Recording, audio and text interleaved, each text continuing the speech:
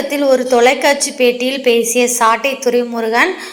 அந்த வீடியோவை விஜய் பார்த்தாங்க அப்படின்னா அவங்களுடைய மனது புண்படும் அப்படின்னு அவங்களுடைய எக்ஸ்தலத்தில் பதிவிட்டிருக்காங்க. அது மட்டும் இல்லாமல் நடிகர் விஜய் அவர்களின் அரசியல் பிரவேசம் மற்றும் கட்சியின் நிலவும் அமைதியை குறிப்பிட்டு ஒரு விமர்சனத்தை முன் வச்சிருக்காங்க. எக்ஸ்தலத்தில் அவர் பகிர்ந்திருக்காரு. அது என்ன அப்படின்னா, ஒரு கோழி 21 நாட்கள் அடைகாத்து குஞ்சு பொரிக்கும், ஆனால் 25 நாட்களாயும் விஜய் குஞ்சு பொரிக்கவில்லை அப்படின்னு சொல்லியிருக்காங்க. இந்த கருத்து அரசியல் களத்தில் பரபரப்பை கிளப்பியிருக்கு. ஆனால் இந்த கருத்தை ஒரு நகைச்சுவையாக தான் நம்ம எடுத்துக்கணும்.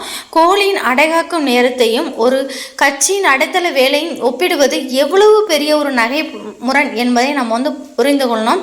அரசியல் என்பது 21 நாள் கோழி முட்டை காய்ச்சும் வேலையல்ல, ஒரு பலமான அஸ்திவாரம் போடும் பணி.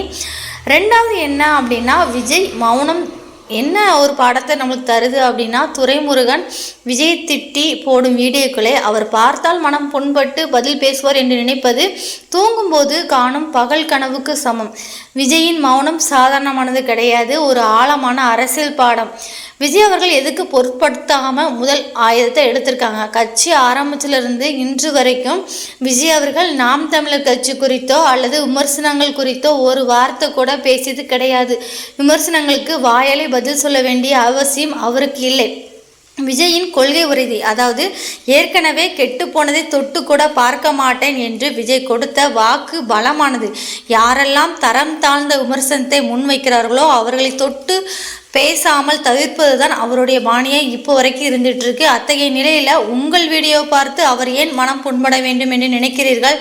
திட்டி பிளக்கும் அரசியல் நிலைக்காது. விஜயை திட்டி பிரபலமானால் எமக்கு சில வெளிச்சம் கிடைக்கும் என்று சாட்டை துரைமுருகன் நினைக்கிறார் போலிருக்கிறது.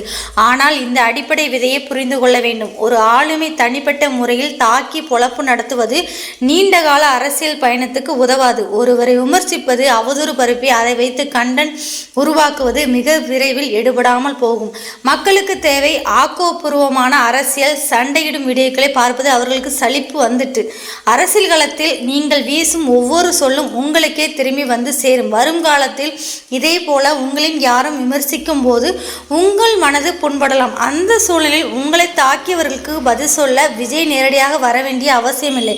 விஜய் அமைதியாக இருக்கலாம், ஆனால் அவரது டிஜிட்டல் சேனல் மிகவும் வலிமையானது. உங்களை டீல் பண்ணுவதற்கு அவருடைய டிவிக்கு விர்ச்சுவல் வாரியர்ஸ் போதும். விமர்சனங்களை எதிர்கொண்டு சரியான தரவுகளை முன்வைக்க அவர்களால் முடியும். யாரை விமர்சிக்க வேண்டும், யாரை புறக்கணிக்க வேண்டும் என்பதில் விஜய் தெளிவாக இருக்கிறார் என்பதை நம்மளால் புரிந்து கொள்ள முடிகிறது. இதை பற்றி உங்களுடைய கருத்து?